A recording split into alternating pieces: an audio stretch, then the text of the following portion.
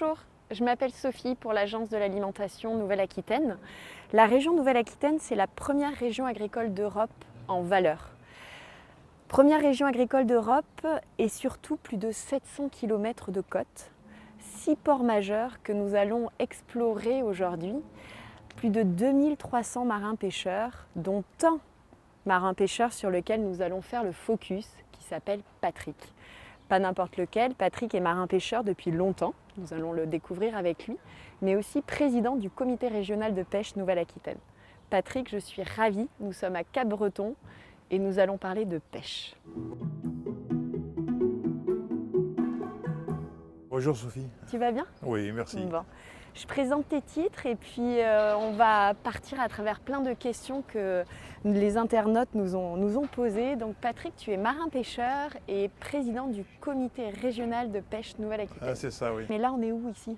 Cap-Breton, le seul port de pêche des Landes.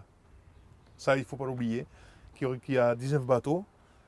Et dans ces 19 bateaux, en ce moment où je vous parle, il y a trois façons. Il y a l'art traînant, le filayeur et la palangre. Tu nous expliques tous ces mots parce que je suis Alors, pas traînant, certaine. c'est un petit chalut. Comme on a comme de dire, c'est les gens ils disent ouais, il a une chaussette au cul. En fait, c'est un bateau qui traîne. C'est un bateau qui traîne un filet derrière lui pour pêcher tout ce qui est pélagique, tout ce qui est au fond. Ça dépend. Pélagique, c'est quoi ce mot? Ben, ça peut être des poissons pélagiques, ça peut être ceux qui sont dans la colonne d'eau de la terre. En haut, ça s'appelle dans la colonne d'eau, on dit pélagique. Alors il y a l'anchois, il y a le maquereau, il y a le thon. Moi j'ai commencé ma pêche, je suis un petit-fils d'agriculteur. J'ai commencé la pêche sur le bassin d'Arcachon. J'ai commencé avec mon grand-père, j'avais 10 ou 11 ans, on allait sur les parcs du bassin. Et ensuite la vie familiale m'a fait partir à terre. J'ai travaillé 6 ans à terre. Et après je suis arrivé ici en 82. Quoi. Et j'ai commencé ma pêche, vraiment dans le métier de la pêche, sur la Dour. J'ai commencé à pêcher en saison, la pibale, ensuite le saumon. À la fin de la pibale, on faisait le saumon, et après la lamproie et la lauze. Et moi, ce que je voulais surtout, c'est être marin-pêcheur, parce que quand j'ai commencé à être matelot, j'ai vu ce qu'on pouvait gagner en travaillant très dur. Et c'est pour ça que j'ai poussé mes enfants à rejoindre ce métier. Et aujourd'hui, c'est un bon métier. Bon, c'est vrai que c'est un métier très dur, très noble, mais c'est pas permis à tout le monde, quoi. Tu nous dis que c'est un métier dur, mais est-ce que vous pêchez la nuit? Comment ça se passe? On pêche la nuit, oui, bien sûr. Quand il pleut?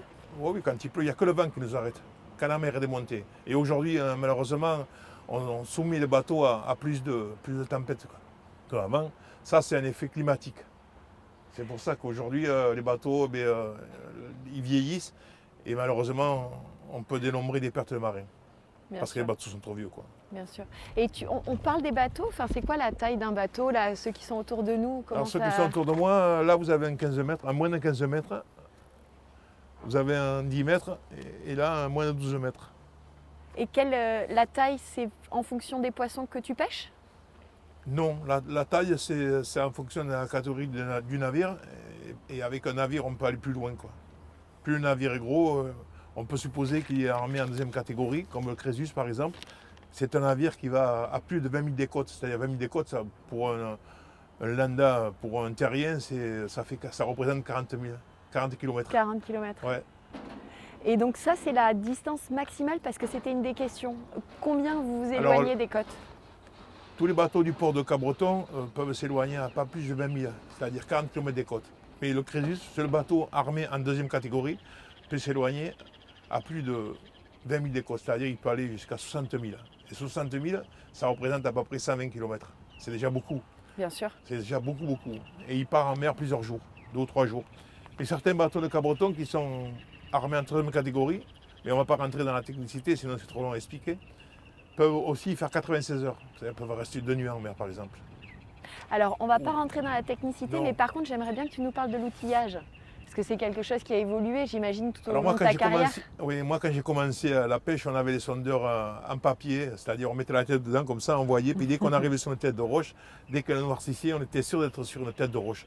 Aujourd'hui, c'est comme à la maison, vous avez une télé noir et blanc avec une chaîne, et aujourd'hui, vous avez les télés en couleur avec je ne sais pas combien de chaînes, n'en parlons pas. Et les bateaux, c'est pareil, la technicité a évolué. Donc aujourd'hui, le marin peut se reposer, peut se fier à l'électronique, comme un avion, comme une voiture. Avant, il n'y avait pas de limitateur de vitesse. Aujourd'hui, il y a des limitateurs de vitesse sur toutes les voitures, la clim partout. Sur les bateaux, c'est pareil. Aujourd'hui, un bateau, c'est fait l'électricité, l'électronique, tout ça, ça a été revu. Et c'est suivi tous les ans par des visites périodiques sur les bateaux. D'accord, et donc du coup, tes enfants sont marins-pêcheurs? Oui, les deux enfants, oui, ils ont commencé à 16 ans et demi à l'école de Mousse à Saint-Jean-de-Lucibourg, à Secoua, quoi. Enfin, Secoua, ouais. C'est à côté, quoi. Et du coup, quels sont, par exemple, prenons leur exemple, quelle espèce de poisson ils pêchent? Alors, ils peuvent pêcher du poisson de saisonnalité. Si on parle maintenant de septembre, octobre jusqu'en décembre, c'est du poisson à écailles, c'est-à-dire les dorades qui peuvent passer, le marbré, enfin, toutes sortes de poissons à écailles. Ensuite, jusqu'en janvier, février, mars, on peut parler de la sole. Et le bar aussi. Tu m'as parlé de taille de filet peut-être? Oui, enfin, il y a aujourd'hui la maille de filet sur les tramailles, les petits tramailles. Le tramail c'est composé de 3 nappes. Le filet fait 50 cm de côté, 5 cm de côté, ça fait 10 cm étiré. Donc effectivement, on prend des poissons de taille normale. De toute façon, le bar aujourd'hui c'est 42 pour les amateurs et 40 pour les professionnels, je crois, si je m'abuse. Et donc du coup, une des questions était quelle est la taille minimale des poissons que l'on peut pêcher? Finalement, c'est dicté par les outils de pêche, quoi. Oui, et puis après, bon, on les rejette à l'eau, vivants. Mais aujourd'hui, le fait de faire la promotion du métier, aujourd'hui, le poisson comme les roussettes, comme les tacos, c'est-à-dire le maquereau, le gros yeux, le chinchard, sont pêchés par des seineurs. Aujourd'hui, nous, ici à Cabreton, on a un seineur ici qui fait à l'ancestrale. Il pêche comme le thon à la canne, par exemple. C'est des poissons très, très... dans la côte d'eau, comme je disais, ce sont des poissons pélagiques. Et alors attends, j'aimerais bien qu'on revienne sur quelque chose, mais que l'on sent à travers ton discours de toute façon, mais cette passion de la mer. Comment la passion de la mer, ça n'invente pas. C'est, comme j'ai dit tout à l'heure, c'est une liée familiale, ou alors celui qui aime ça. Et celui qui va à la mer aussi, on gagne très bien en tant que marin-pêcheur, et matelot aussi. Bon, c'est des contraintes. Il y a un capital à la sortie, parce qu'un bateau, ça coûte très cher. C'est comme quand on achète une voiture, il n'y a pas de... La voiture, c'est un loyer qu'on paye tous les mois, à fond perdu. Un bateau, non. Au contraire, un bateau, on peut lui changer sa physiologie, mais il restera toujours une âme pour nous, parce que nous, les pêcheurs, on aime bien les bateaux. C'est pour ça qu'on ne change jamais les noms, ça porte malheur des fois, on dit ça aussi. Ah, c'est intéressant. Oui, c'est vrai. C'est pour ça que tu me disais le Joker. Ouais. Tu le connais, celui-là? Oui, j'ai travaillé 8 ans dessus. Mais avant, il s'appelait la Calmie. Et l'armateur qui a acheté ce bateau, il a acheté un bateau qui s'appelait le Joker. Et lui, quand il a eu le bateau entre les mains, il a appelé le Joker 2. Donc les noms des bateaux, on ne les change pas. Mais en fait, c'est-à-dire qu'un marin, un marin-pêcheur, quand il trouve son nom, il le garde. Oui. C'est quoi le tien? Alors moi, c'était Crésus, Petit Prince et Joker. Ça a été. Le nom de mes 3 bateaux, c'était ça. Aujourd'hui, mon fils a gardé le Crésus. Il a juste, puisqu'il avait déjà un bateau qui s'appelait le Mutant, et qui était orange, il a mis le Crésus à sa couleur. Est-ce qu'on parle de...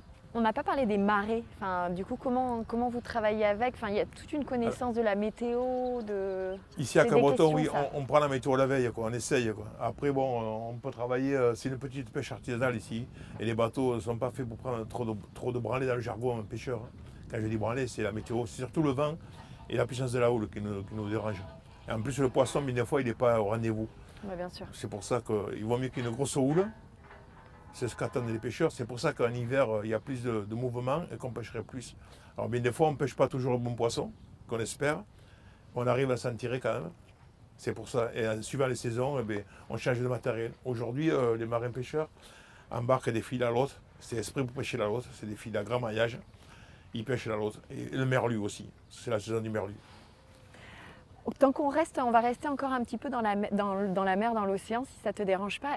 Il y a une question des internautes que je trouve très intéressante qui est: est-ce que les navires étrangers ont le droit de venir pêcher chez nous? Alors, ça dépend du métier qu'ils pratiquent, mais si on prend l'exemple de l'Espagne, parce qu'aujourd'hui à Cabreton, on est quand même confronté à la frontière espagnole, les bateaux espagnols ont un droit historique et ils peuvent rentrer au moment de la sardine entre les 12 et 6 000 de la côte, c'est-à-dire entre 24 et 12 km de la côte. D'accord. Mais par exemple, si on fait un art traînant, c'est-à-dire si on traîne une chaussette, comme on dit vulgairement, si on traîne, si on fait du chalut, si on pratique le chalut, on ne doit pas rentrer en dedans des 3000. Et aujourd'hui, il n'y a pratiquement plus de bateaux. Les seuls bateaux qui pêchent en dedans des 3000, c'est sous dérogation. Et ils sont basés à Arcachon. Ils ne sont plus que 3. Ah c'est oui. pour ça. Donc, Mais sinon, des bateaux qui arriveraient de Vendée ou de La Rochelle ou autre, ou d'Arcachon ou de la Cotinière, pourraient venir travailler jusque dans nos eaux, mais ne pas rentrer en dedans des 3000. Ça, c'est un gage de sécurité pour les petits bateaux. Ça dépend aussi des licences qu'ils ont, ça dépend des dérogations qu'on fait, ça dépend des libérations qu'on emploie aussi. Tout ça, c'est un travail qu'on fait avec le comité régional. Bien sûr. Voilà, c'est pour ça. Et les bateaux étrangers peuvent venir. Oui. Et ça, je pense que cette notion de durabilité dans la pêche, elle est vraiment importante, que ça reste quelque chose qui puisse aujourd'hui, perdurer. Tous les bateaux sont soumis à des quotas de pêche. On a des quotas pour la lotte, on a des quotas pour les merlus, des quotas pour la sole. Le bar, il est géré par le Comité national des pêches à Paris.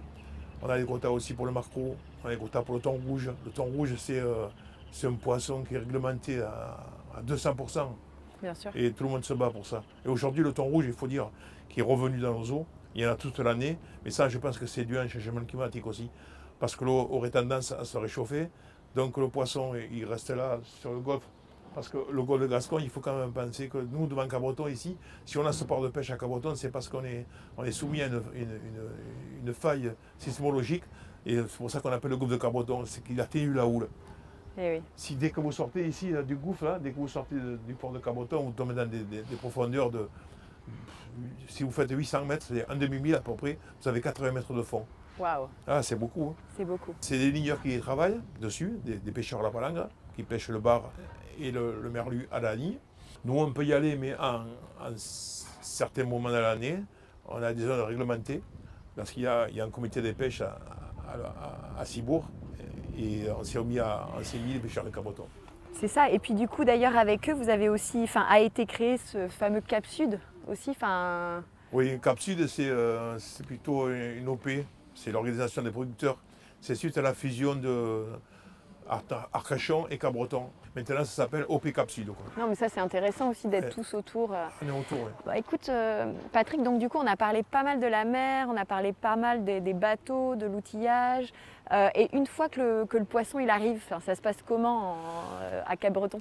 Alors, si on part, ils peuvent partir le matin, comme je me répète, mais ils partent à 4 h du matin, ils vont virer les filets qu'ils ont posés la veille, ou des fois, ils posent des filets à la trempe. C'est pour ça qu'ils partent très tôt. Alors, suivant le poisson qu'ils pêchent, ça peut être du merlu. D'accord, et du coup, donc, il arrive ici et il est vendu où, comment? Où c'est qu'on peut retrouver Ici, à Cabreton, on a 19 bateaux, ils ont une table de vente chacun. Et aujourd'hui, on peut prétendre à vendre le poisson au cul du bateau, comme on dit, vulgairement, c'est suite à... Et donc là, attends, on a l'exemple. Donc Joker 2, il est arrivé pendant qu'on s'installait. Oui. Et donc là, il a sorti le poisson et on peut le trouver donc dans les étals. Dans les étals, oui. Alors je ne dis pas qu'ils mettent tout à l'étal, parce qu'ils peuvent en garder aussi pour l'après-midi. Oui, d'entrée, ils peuvent en mettre quelques-uns, combler leur table de travail. Et après, mettre dans des chambres froides qui sont réglementées, bien sûr. Et donc là, qui vient acheter? Des particuliers? Particuliers, oui. D'accord, ok. Donc gens là, du coin. On parle de circuit court, non? C'est pas ça? Oui, aussi, oui. Suite à la pandémie, chaque marin-pêcheur s'est mis à faire son circuit court. Parce qu'on s'est rendu compte que les gens étaient bloqués par des distanciations, etc. Donc on leur a proposé de venir les voir. Et après, ça s'est fait petit à petit, comme ça, quoi. Ils ont pris l'habitude. Alors bien des fois aussi, les habitudes, c'est fait pour changer, mais bon, il y a des gens qui aiment bien quand vient leur livre le poisson, ils sont contents. Et nous aussi, parce que ça permet de faire du porte-à-porte plus ou moins. Enfin, quand je dis porte-à-porte, c'est pas le cas, mais enfin... non, mais d'aller... Dans les AMAP, surtout. Ouais. Et quand on voit les gens, on leur apprend aussi ce que c'est le métier de la mer. Bon, on fait travailler plein de gens. Les restaurateurs, en temps normal, ils nous achètent beaucoup de poissons aussi. La loi Colbert, aujourd'hui, nous a permis de vendre. Mais ça, je ne sais pas si c'est vrai. Mais bon... Mais dans la tradition de marin-pêcheur, c'est ce qui se dit. C'est le principal. Et c'est pour ça que beaucoup de gens ont voulu faire comme nous, c'est-à-dire Saint-Jean-de-Luz, Cibourg, ils ont installé le système de vente à quai, Bayonne aussi. Et de toute façon, c'est beaucoup mieux. Hein. J'espère que ça continuera. Il reste quelques ports comme Arcachon qui ne veulent pas du tout de vente comme ça. Mais c'est bien dommage parce que le pêcheur devrait pouvoir vendre son poisson à meilleur prix. Directement, bien sûr. Oui. Et puis surtout, d'un point de vue fraîcheur, de toute façon, aujourd'hui, l'État, l'Europe, entre autres, nous pousse dans ce sens. Donc il va falloir qu'on s'adapte. Mais il y aura toujours besoin d'écrier. Mais oui, Toujours, mais toujours. bien sûr. Et puis c'est magnifique comme exercice. Ouais. Patrick, il me reste à te dire un grand merci au nom de tous les internautes. Il y aurait au beaucoup nom- à dire, mais bon. Mais oui, non mais attends, t'as répondu à tout là, ça Ouais, y je est, sais pas. on est pas mal. Ah bon? Merci mille fois en tout cas, et puis je te dis à la prochaine. Oui. Merci Sophie. Prends soin de toi. À bientôt.